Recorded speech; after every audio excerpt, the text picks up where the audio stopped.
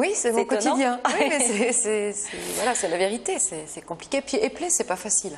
C'est vrai, devant une caméra encore moins. Et encore moins. Où faut-il aller chercher finalement notre intolérance à l'orthographe en France? C'est une langue qui est compliquée, il l'a dit le jeune homme dans le reportage, mais tout de même.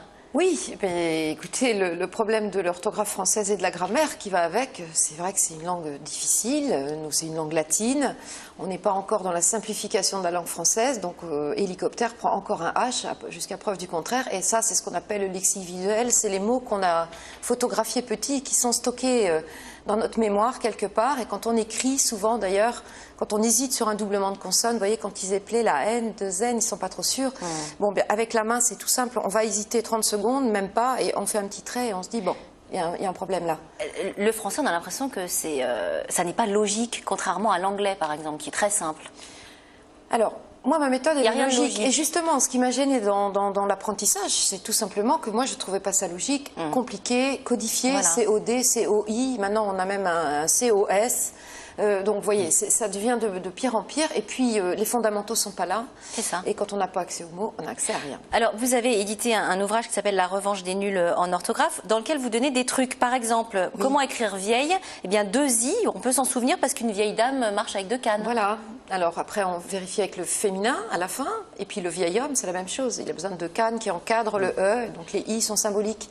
Ça, c'est ce qu'on appelle les moyens mnémotechniques. Ouais. Donc ça peut aider à réancrer du capital mot pour une norme d'âge. Un enfant qui sort de classe de CM2, il devrait être capable d'écrire 8000 mots sans se tromper et 18 000 à la sortie de 3e. Et ça ne bougera quasiment plus jusqu'à la terminale. Je peux vous assurer qu'on est très très loin du compte. Est-ce que les textos ont abîmé un petit peu la langue française comme on peut l'entendre parfois? Alors, les textos, on va dire que bon, c'est le langage des jeunes. C'est Un langage intuitif, bien souvent. Ah oui, oui, et même on est parfois obligé de les lire à haute voix. Bon, je pense que c'est pas la cause d'une dysorthographie réelle et certaine sur le territoire français. En revanche, ça n'arrange rien. Ceci dit, les jeunes qui sont en devoir à l'école, ils ne sont pas en train d'écrire en langage texto quand même. Alors justement, le ministère de l'Éducation nationale a proposé la même dictée aux élèves de CM2 en 87 et en 2007. Ouais. Le résultat est effarant. Pourcentage d'élèves faisant plus de 15 erreurs, il était de 26% en 87, il est de 46%. Il était en 2007 de 46%. Selon ce collectif Sauver les lettres, 2 lycéens sur 3 ne maîtrisent même pas l'orthographe de base. C'est vraiment alarmant. Oui, bah, de toute façon... C'est triste en fait. Alors, moi je suis là pour livrer, j'ai envie de dire, un message d'espoir, mais oui, la situation est gravissime parce que actuellement on fabrique des enfants à l'école qui auront un non-accès aux mots. Et ça c'est grave. Ça fait partie des bases, c'est comme une maison, si tu n'as pas les fondations, et c'est un espèce de boulet invisible, on ne comprend pas ce qui se passe. On est triste par rapport à ça, on est anxieux, ça marche pour des copains et pas pour soi. Et là, il y a l'estime de soi qui est touchée. Et la méthode que moi j'ai mise en place, qui est extrêmement simple, qui laisse la possibilité même de faire apparaître des images mentales pour aller plus vite, etc., et pour se relire, voilà, ça fait des petits miracles. On fait des livres en fait pour les nuls, surtout on a l'impression aujourd'hui. Oui, c'est vrai que ça existe. Le jardinage pour les nuls, l'orthographe pour les nuls. Oui. Alors, moi, c'est plutôt une revanche. Moi, j'étais une dysorthographique sévère. On va y revenir à ça. Oui, il faut la simplifier, cette grammaire. Et puis, peut-être, avant d'aller chercher si c'est un COD ou un COI, je pense que la base, c'est 1, j'apprends à lire et on ne confond pas. 2, j'apprends à écrire. On ne mélange pas tout ça et on ne met surtout pas un crayon dans la main trop tôt chez un jeune enfant dont la mémoire serait une mémoire kinesthésique. Parce que derrière, il va appeler, par exemple, s'il commence avec un P et qu'il a ancré ce mot-là, c'est fichu. Alors, vous le disiez, votre bataille a un traumatisme, celui de la dictée. Alors justement, on est allé sonder encore une fois les Toulousains pour savoir quels souvenirs gardent-ils des dictées d'enfants, bons ou mauvais souvenirs. On regarde. Super. De bons. Vous étiez bonne en orthographe? Pas trop, mais après, on y arrive quand même. Ah oui, j'étais nul en dictée. Ça va mieux maintenant l'orthographe? À peu près. Je pense que j'avais des facilités en orthographe. Je trouvais ça quand même assez amusant. J'étais pas spécialement douée en orthographe, je crois pas, mais c'était pas un cauchemar non plus. Beaucoup de difficultés. C'est long, c'est... Oui, effectivement, c'est assez compliqué, oui. Le français, c'est une langue très très dure par rapport aux autres langues comme l'espagnol et l'anglais, donc effectivement, ça me rappelle de mauvais souvenirs.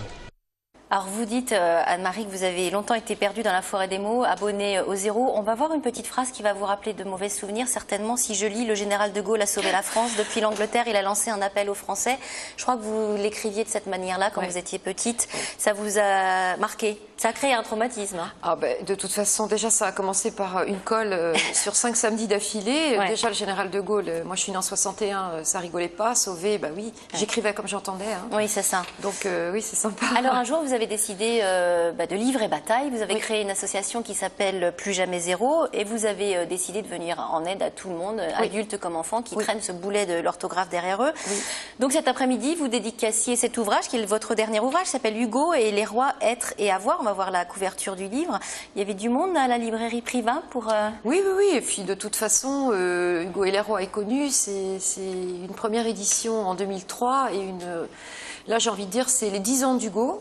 Et donc, c'est la totalité de ce que je sais faire dans tous les accords de la langue française. Et vous transformez la grammaire en conte de fées. C'est ludique. Oui, puis je vois, ce matin j'étais en conférence sur Toulouse avec une équipe d'enseignants. C'est très facile de mettre des ateliers en place, de se former, et il est grand temps qu'ils se forment, parce que le public en difficulté nous arrive dessus, des parents qui ne comprennent pas ce qui se passe, dont c'est le parcours du combattant. Là, vraiment, c'est tout de suite maintenant des outils dans les mains. Parce que vous dites un CP raté, on le paye toute sa vie. Oui. On a un boulet, on a une estime de soi touchée. J'ai même envie de dire que moi, ce que je fais là, de chaque jour, je me lève pour les enfants qui sont en difficulté, pour les adultes aussi en entreprise, à qui on ne fait pas de cadeaux non plus. Hein. Donc c'est le parcours du combattant pour tout le monde. Moi aussi, parce que du coup, je pousse les portes et je vous assure que c'est compliqué. Alors, vous intéressez aux enfants, si on a encore un petit peu de temps, vous vous intéressez aussi aux adultes. Vous proposez des ateliers, ça consiste en quoi très rapidement? Alors, un adulte qui aurait la possibilité d'utiliser l'outil informatique dans son métier, une journée suffit pour le remettre sur les rails. C'est rien, 7 heures dans une vie. Et c'est vraiment extrêmement simple. Et quand on clique sur envoyer sur un mail ou sur un courrier administratif, on est sûr. Pour l'enfant, c'est un tout petit peu plus long. En moyenne, c'est une quinzaine d'heures. Et là, c'est magique.